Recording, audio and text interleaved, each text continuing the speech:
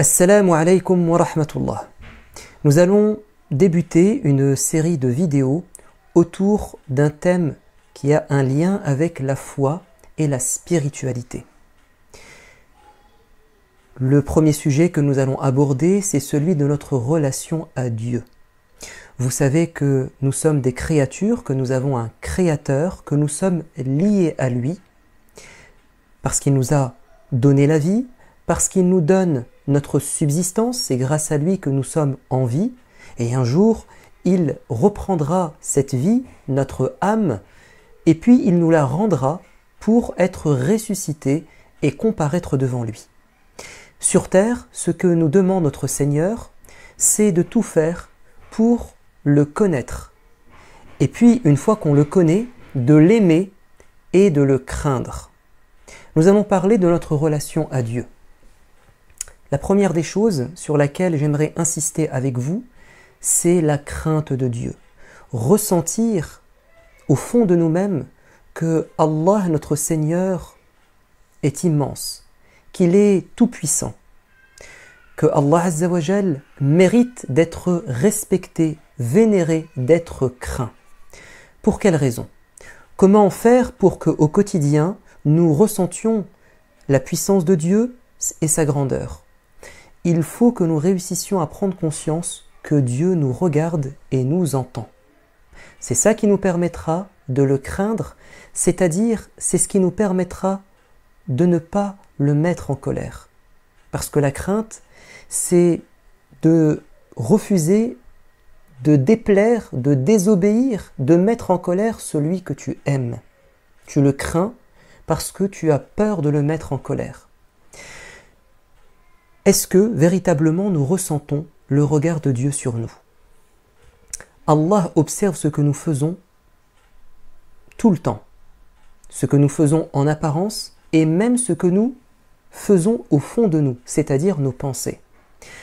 Un jeune homme est venu voir un savant, un imam. Il lui a dit « J'ai envie de faire quelque chose qui ne plaît pas à Dieu, commettre un péché. Et je suis venu vous demander, monsieur l'imam, monsieur le savant, une permission, une dérogation, que vous m'autorisiez à faire quelque chose qui, en temps normal, est interdit. Faites une exception pour moi, s'il vous plaît. » L'imam a dit « Je suis prêt à te faire cette dérogation, mais si tu remplis quelques conditions. La première, dit-il, c'est que tu sois capable de commettre ce péché, de désobéir à ton Seigneur dans un endroit qui ne lui appartient pas. » Alors le jeune homme a dit « Mais voyons, toute la terre appartient à Dieu, l'univers appartient à Dieu, je ne peux pas échapper à Dieu et à sa terre. » Alors, l'imam lui dira « Alors peut-être réussiras-tu à remplir cette deuxième condition.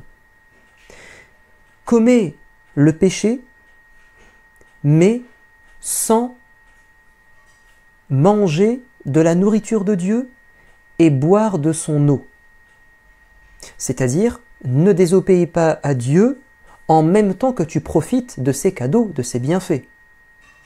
Et l'homme de répondre, mais comment vais-je faire pour survivre? Je dépends de la subsistance de Dieu. Sans eau, sans nourriture, sans l'air que je respire, je ne tiendrai pas quelques minutes, quelques jours, quelques mois. Peut-être, rétorqua l'imam, serais-tu capable de commettre ce péché? Et au moment où tu le commets, tu fais en sorte que l'ange qui se tient à ta gauche et qui enregistre les bêtises, peut-être réussiras-tu à le convaincre de ne pas écrire la bêtise que tu comptes faire. Alors, le jeune homme a dit, mais ce n'est pas moi qui commande cet ange.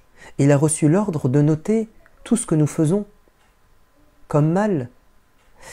Peut-être, conclut l'imam, serais-tu capable, si tu commets le péché et que l'ange de la mort se présente à toi, de lui dire d'attendre quelques minutes que tu puisses te repentir, te rattraper, demander pardon à Dieu, avant qu'il ne récupère ton âme. Et le jeune homme a dit, mais non, tout ceci est impossible. J'ai bien l'impression, je me rends compte, que vous vous moquez de moi. Vous ne voulez pas me donner cette dérogation. Et l'imam dira, non, ce n'est pas moi qui me moque de toi, mais c'est toi qui te moques de toi-même. Tu es convaincu que tu es sur la terre de Dieu, que tu vis dans sa propriété. Tu es convaincu qu'il te fait des cadeaux chaque jour et que c'est grâce à lui que tu es en vie. Tu es convaincu qu'un ange est là, il te surveille et il note tout dans un livre que tu retrouveras quand tu seras confronté à Dieu. Et puis, tu es certain que la mort peut arriver à tout moment et que tu ne pourras pas l'arrêter et que peut-être tu mourras en état de péché. Et le jeune homme a bien compris qu'en fait, quand on craint Dieu et qu'on a conscience qu'il nous voit, qu'il nous surveille, qu'on ne peut pas lui échapper, en réalité, on ne doit pas commettre de péché. Et si on en a commis un, on doit très rapidement demander pardon à Dieu. Vous savez, ce qui fait que nous sommes pieux et qu'on craint Dieu, ce n'est pas qu'on ne fait pas d'erreur, qu'on est parfait, qu'on est des anges. Mais quand on fait une erreur par ignorance ou par faiblesse, rapidement on se souvient que Dieu nous voit et on revient à lui. Dieu n'a-t-il pas dit dans la sourate Ali Imran, Wallahu yuhibbul muhsinin, والذين إذا فعلوا فاحشة أو ظلموا أنفسهم ذكروا الله فاستغفروا لذنوبهم ومن يغفر الذنوب إلا الله ولم يصروا على ما فعلوا وهم يعلمون. Dieu nous dit, j'aime, Allah aime ceux qui sont bienfaisants et qui s'appliquent à adorer Dieu, al-muhsinun. Ceux qui, lorsqu'ils commettent une erreur, se font du tort à eux-mêmes, ils se souviennent de Dieu. Et ils demandent pardon aussitôt à Dieu. Et qui d'autre que Dieu peut pardonner? Et ils ne vont pas persister dans leurs erreurs, car ils savent que ce qu'ils font n'est pas bien. À cela, Allah réserve une récompense, un pardon et un grand paradis, nous dit notre Seigneur. Nous avons conscience que Dieu nous voit. Parfois, ça nous échappe. Vous savez ce que dit le prophète de l'islam? Celui qui boit de l'alcool, au moment où il boit de l'alcool, il n'a pas la foi. C'est-à-dire, il n'a pas conscience que Dieu le voit. La foi sort de son cœur. Et si, après avoir commis son péché, il se repent, la foi revient. Et celui qui vole, au moment où il vole, il n'a pas la foi. C'est-à-dire que Dieu est absent de son esprit. Et s'il se repent, la foi revient dans son cœur. Et ainsi de suite avec pratiquement tous les péchés. Un jour, des jeunes collégiens se sont engouffrés dans le bus. Ils venaient de terminer leur longue journée de cours, ils étaient excités et ils ont commencé à faire n'importe quoi, à crier, à hurler. Et le chauffeur a dit « Je ne démarrerai pas si vous ne vous asseyez pas et vous ne faites pas le calme. Vous ne faites pas silence. » Mais comme il ne prêtait pas attention à ces menaces, il a dû, malgré lui, prendre la route parce que d'autres personnes étaient là à attendre que le bus démarre, des adultes, des personnes âgées. Et le chauffeur a voulu leur donner une leçon à ces jeunes, une fois qu'ils sont rentrés chez eux. Il a pris la bande vidéo, parce qu'il y a une caméra dans chaque bus qui enregistre ce que nous faisons, et ça nous l'oublions. Il est parti voir le proviseur du collège et il lui a raconté ce que les jeunes avaient fait la veille. Et il a dit « J'aimerais que vous les rassembliez, eux et leurs parents, dans une grande salle, afin qu'on leur donne un cours de civisme, de politesse, de bon comportement. » Et effectivement, ils ont réuni les jeunes, et le chauffeur leur a dit « Est-ce que vous reconnaissez votre mauvais comportement tel jour ?» Et la plupart des jeunes ont nié. « Non, on n'a rien fait, c'est pas moi, non, tu exagères. » Et lorsqu'ils ont nié, il a diffusé la vidéo, et là, tous les jeunes sont devenus blancs, ils ont baissé la tête, et les parents jetaient des regards de colère et de reproches à leurs enfants. Eh bien écoutez, c'est ce qui se passera le jour de la résurrection quand on sera devant Dieu. Allah Azza wa Jal va demander à certaines personnes qui ont fait du mal sur terre, est-ce que vous reconnaissez vos bêtises? Et certains vont nier, vont mentir devant Dieu. Et Dieu va leur dire, attendez. Et il va leur sortir un livre, celui où tout ce qu'ils ont fait comme mal est enregistré. Et là, ceux qui ont fait beaucoup de mal, les injustes, vont se mordre les doigts et dire malheur à nous. Tout est écrit, même les petites bêtises. Et puis certains vont tellement s'obstiner et ils vont avoir tellement de culot, ils seront sans gêne, qu'ils diront au Seigneur, ce n'est pas vrai, nous n'avons pas fait cela. Et Dieu va leur dire, attendez, j'ai des témoins. Il va les rendre muets l'espace de quelques instants et ce sont leurs mains, leurs pieds, leur peau qui prendra la parole pour dire « Oui Seigneur, tel jour, il m'a demandé, moi la main, de voler, de frapper, d'aller avec mes doigts sur Internet pour regarder des choses mauvaises. Et les yeux diront « Oui Seigneur, tel jour nous avons regardé quelque chose qu'il ne fallait pas. » Et les pieds diront « Oui, nous nous sommes rendus dans tel endroit qui était interdit et mauvais. » Et quand Dieu rendra ensuite la parole à la personne, elle regardera son corps et elle dira « Malheur à vous, si j'ai menti, c'était pour vous protéger de l'enfer. » Et les membres répondront « Sur terre, c'est toi qui nous commandais, au point de nous utiliser pour faire le mal. Mais aujourd'hui, notre maître qui nous commande, c'est notre Seigneur, et nous avons répondu quand il a demandé que nous soyons témoins contre toi. » Très bien. Nous craignons Dieu parce qu'il nous voit, parce que tout ce qu'on fait ne peut pas lui échapper. Il est tout proche de nous. Nous le craignons parce qu'il nous entend, il nous écoute, bien évidemment. Un homme pieux du nom de Ibn Sirin, qui a connu les compagnons, raconte une anecdote qui lui est arrivée. Il a dit un jour, je suis parti acheter des jarres, ce sont des grosses poteries dans lesquelles on stocke de la nourriture, des jarres d'huile d'olive. Un investissement pour pouvoir revendre ses produits et gagner de l'argent. Mais quand j'ai ouvert la première jarre, j'ai trouvé à l'intérieur, un rat mort. Et j'ai compris que ce rat venait du pressoir qui avait écrasé, broyé les olives pour en extraire l'huile. Et je me suis dit que toute ma marchandise était infectée, contaminée par le rat, par les microbes, par un virus peut-être. Je ne vais quand même pas, dit-il, vendre cela aux clients, même si eux ne peuvent pas savoir ce qu'il y a dans l'huile, qu'elle est mauvaise pour la santé. Mais moi, je crains Dieu. C'est différent de certaines personnes qui aujourd'hui peuvent vendre des produits qui sont mauvais pour notre santé. On va dans des restaurants fast-food, on va dans parfois des magasins, des grandes surfaces et on achète des produits et on ne se rend même pas compte que parfois on nous vend des choses qui sont mauvaises pour notre santé. Ibn Sirin va devoir tout jeter à la poubelle. Et donc il est fauché, ruiné, il a perdu tout son argent. Et les gens étonnés vont lui dire « Mais que t'est-il arrivé?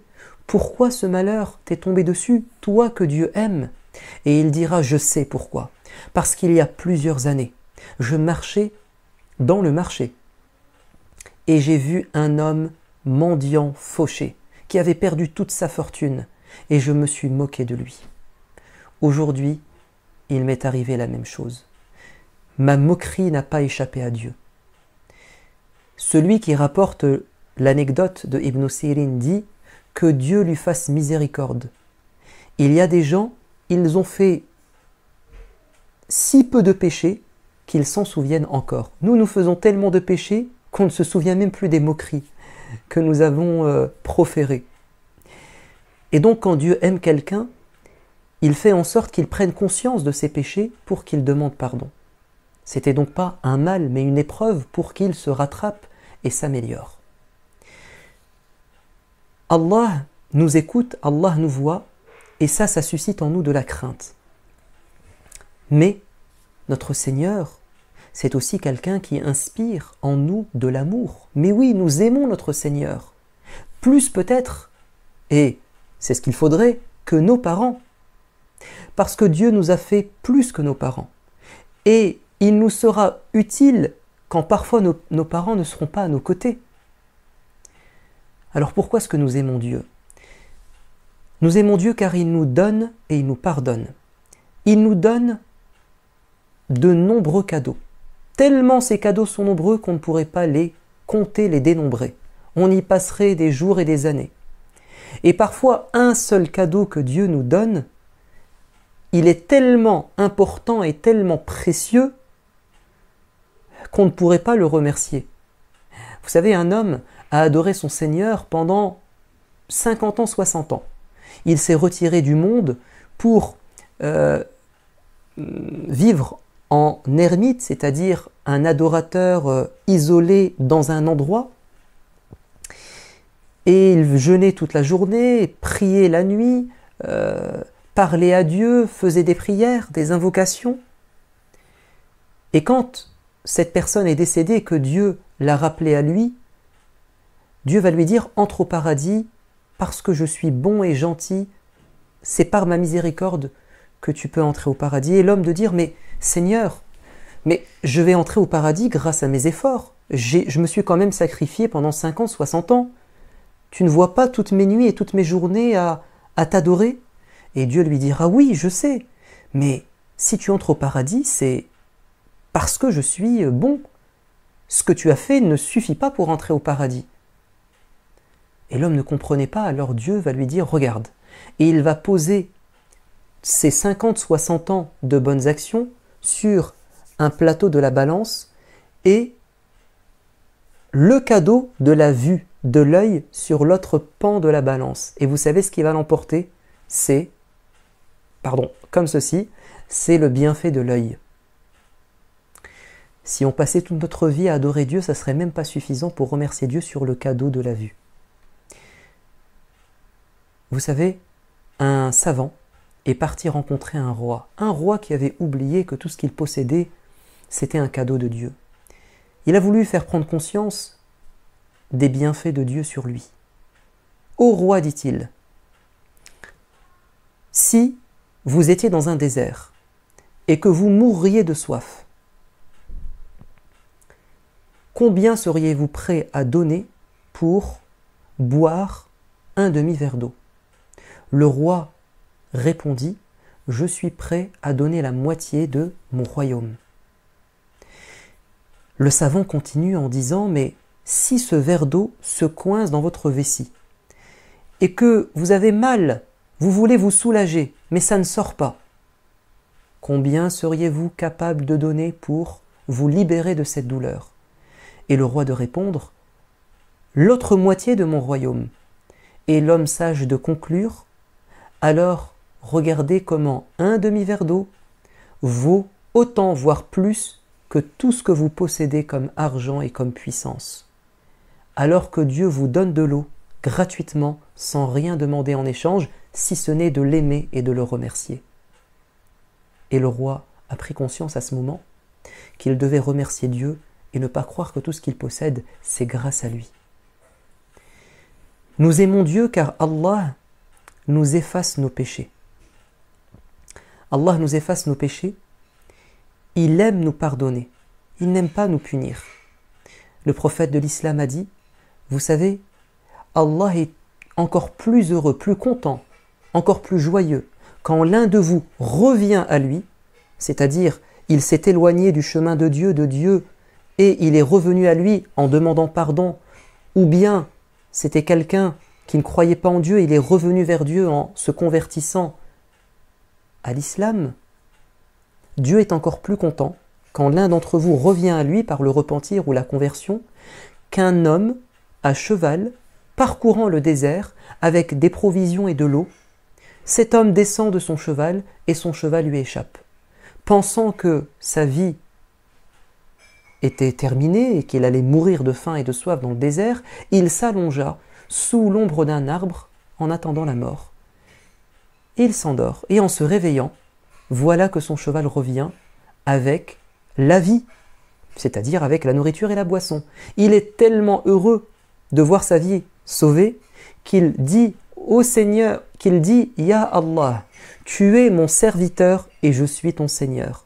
Il a fait un lapsus, il aurait voulu dire le contraire. « Je suis ton serviteur et tu es mon Seigneur ». Mais sous l'émotion, le coup de l'émotion, il a perdu la tête, il a dit le contraire de ce qu'il pensait. Allah, nous l'aimons, Allah, nous le craignons. Nous verrons dans la prochaine vidéo que nous l'aimons également pour d'autres raisons. Avant de vous quitter, nous avons ici un coffre qui contient des trésors. Et vous savez quels sont nos plus grands trésors dans notre vie? Ce sont les paroles de Dieu. Voyons voir quels trésors nous avons aujourd'hui.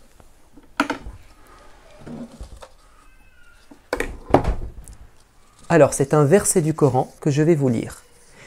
C'est dans la sourate 65, le verset 2 et 3. « Et quiconque craint Allah, Dieu lui donnera une issue favorable, c'est-à-dire une solution à ses problèmes, et il lui accordera ses dons par des voies insoupçonnées, c'est-à-dire qu'il lui donnera des cadeaux à des moments auxquels il ne s'attend pas, par des moyens surprenants. Et quiconque place sa confiance en Dieu, Allah lui suffit. » Quel magnifique verset qui nous pousse à aimer Dieu et à le craindre. Je vous dis à bientôt. Wassalamu alaikum wa rahmatullah.